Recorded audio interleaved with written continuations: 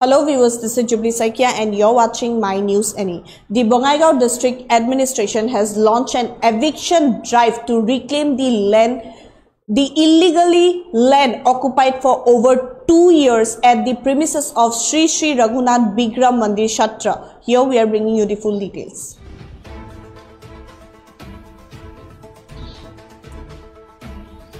Bongaigaon begins eviction at temple premises. 27 families removed from encroached land. Land occupied illegally for 25 years. Eviction executed under tight security cover.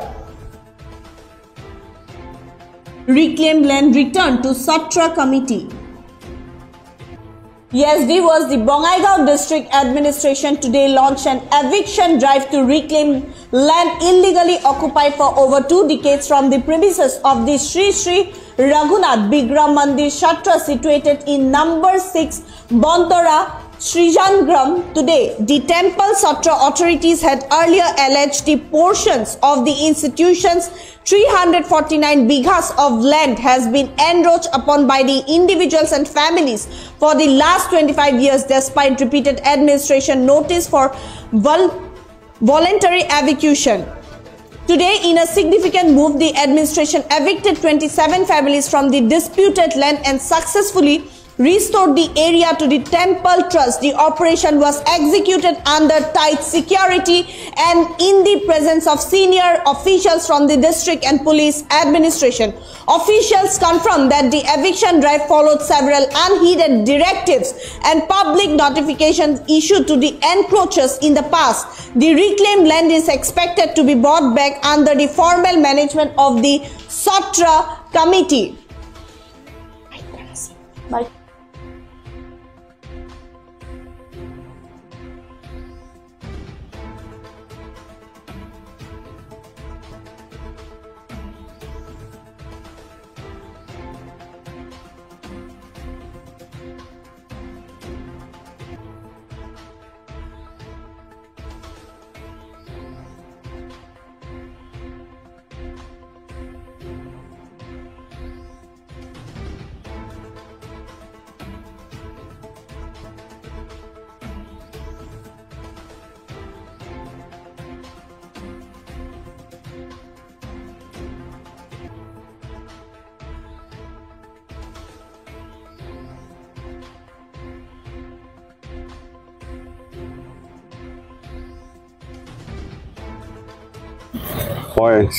আজি শ্ৰীৰংগ্ৰাম আমগুৰি সত্ৰত অৱস্থিত শ্ৰী শ্ৰী ৰঘুনাথ বিগ্ৰম মন্দিৰ সত্ৰত বুঢ়ী ৰজাই দান দিয়া মাটি এই মাটিখিনি বহু দিনৰ পৰা বিদেশৰ হৈ আছিল। আজি প্ৰশাসনে উচ্ছেদ অভিযান চলাইছে। আজি প্ৰশাসনক আমাৰ মন্দিৰ কমিটি পৰিচালনা সমিতিৰ ফালৰ পৰা আমি ধন্যবাদ জনাইছোঁ। বিশেষকৈ ধন্যবাদ জনাব লাগিব আমাৰ অসমৰ মাননীয় মুখ্যমন্ত্ৰী তেখেতৰ নেতৃত্বত আজি এই উচ্ছেদ অভিযান চলি আছে। তেখেতক আমি তেখেতৰ দীৰ্ঘায়ু তথা স্বাস্থ্য উন্নতি কামনা কৰিছোঁ। আজি যিটো কাম আচলতে আগতে হ'ব লাগিছিল পলম হ'ল যদিও খুব আজি এটা খুব শুভ লক্ষণ। যিহেতু মন্দিৰ মছজিদত আচলতে কোনো মানুহে মন্দিৰ হওক মছজিদত হওক কোনো মানুহে আচলতে বিদখল কৰিব নালাগে। বিদখল কৰিব নালাগে এইকাৰণে লাগে যিহেতু ধৰ্ম অনুষ্ঠান, জাতিভেদৰ কথা নাই, ধৰ্মৰ কথা নাই। মন্দিৰ হওক মছজিদ হওক আচলতে মাটিবিলাক বিদখল কৰিব নালাগে। ইয়াত আজি আমাৰ শ্ৰী শ্ৰী ৰঘুনাথ বিগ্ৰম মন্দিৰ সত্ৰত মোটামুটি ২৭টা পৰিয়াল ঘৰবান্ধি আছিলে। কিমান দিন ধৰি বেদখল কৰি আছিল? মোটামুটি আজি ২৫ বছৰ মান হ'ল। ৩৪৯ বিঘা মাটি, ৩49 বিঘা ৩ কোঠা ৭ লেছান বিঘা মাটি। আৰু নটিচ দিয়া হৈছিল মানে আমাৰ প্ৰশাসনৰ পৰা অৱগত কৰিছে। ডিচি ছাৰ নিজে হেৰি কৰি গৈছে ফিজিকেলি। আমাৰ চাৰ্কেল বাইদেউ মানসুৰ চাৰ্কেলৰ বিষয়ে তেখেত নিজে হেৰি কৰি গৈছে। লাটমণ্ডল তেখেতলোকে নিজে হেৰি কৰি গৈছে, চবকে মাটিবিলাক কৰি গৈছে যে আপোনালোকে সেইবিলাক স্থানান্তৰ কৰক। নতুবা আমি উচ্ছেদ অভিযান চলাব বাধ্য হম।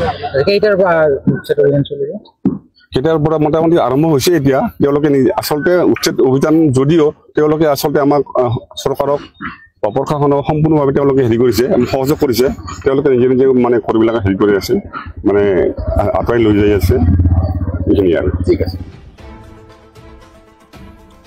Yes, viewers, in a decisive move to restore historic land to its rightful custodians, the Bongaigaon District Administration today launched a major eviction drive reclaiming territory illegally occupied for over 2 decades from the premises of the Sri Sri Raghunath Bikra Mandir Satra situated in number 6 Bhandara Srijan Gram. The sacred institution has been battling encroachment in the expansive 349 bighas of land for the past 25 years despite numerous administrative pleas for voluntary vacation. The operation executed under strict security measures and overseen by senior officials from both the district and police administration saw the successful eviction of 27 families from the disputed plots. This significant step marks the culmination of a long-standing struggle by the Temple Shatra authorities to protect their heritage. Officials confirm that the eviction drive was initiated only after repeated unheeded directives and public notifications were issued to encroachers, underscoring the administration's commitment to due process. With the land now restored to the Temple Trust, it is anticipated to be brought back under the formal management and custodianship of the Satra Committee, ensuring its preservation for future generations.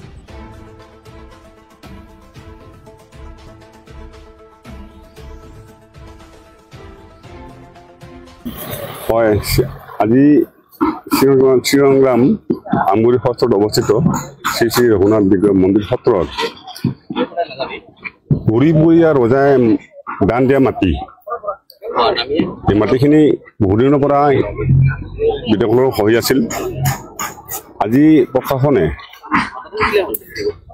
উচ্ছেদ অভিযান চলাইছে আজি প্ৰশাসনক আমাৰ মন্দিৰ committee পৰিচালনা সমিতিৰ ফালৰ পৰা আমি ধন্যবাদ জনাইছোঁ বিশেষকৈ ধন্যবাদ জনাব লাগিব আমাৰ অসমৰ মাননীয় মুখ্যমন্ত্ৰী তেখেতৰ নেতৃত্বত আজি এই উচ্ছেদ অভিযান চলি আছে তেখেতক আমি তেখেতৰ দীৰ্ঘায়ু তথা স্বাস্থ্য উন্নতি কামনা কৰিছোঁ আজি যিটো কাম আচলতে আগতে হ'ব লাগিছিল কিন্তু পলম হ'ল যদিও কিন্তু খুব মানে আজি এটা খুব শুভ লক্ষণ এইটো মন্দিৰ মছজিদত আচলতে কোনো মানুহে মন্দিৰ হওক মছজিদত হওক কোনো মানুহে আচলতে বিদখল কৰিব নালাগে এইকাৰণে লাগে যিহেতু ধৰ্মানুষ্ঠান জাতিভেদৰ কথা নাই ধৰ্মৰ কথা নাই মন্দিৰ হওক মছজিদ হওক আচলতে মাটিবিলাক বিদখল কৰিব নালাগে ইয়াত আজি আমাৰ শ্ৰী শ্ৰী ৰঘুনাথ বিগ্ৰহ মন্দিৰ সত্ৰত মোটামুটি ২৭টা পৰিয়াল ঘৰবান্ধি আছিলে মোটামুটি আজি ২৫ বছৰ মান হ'ল ৩৪৯ বিঘা মাটি ৩৪৯ বিঘা ৩ কোঠা ৭ লেচা নেকি মাটি আৰু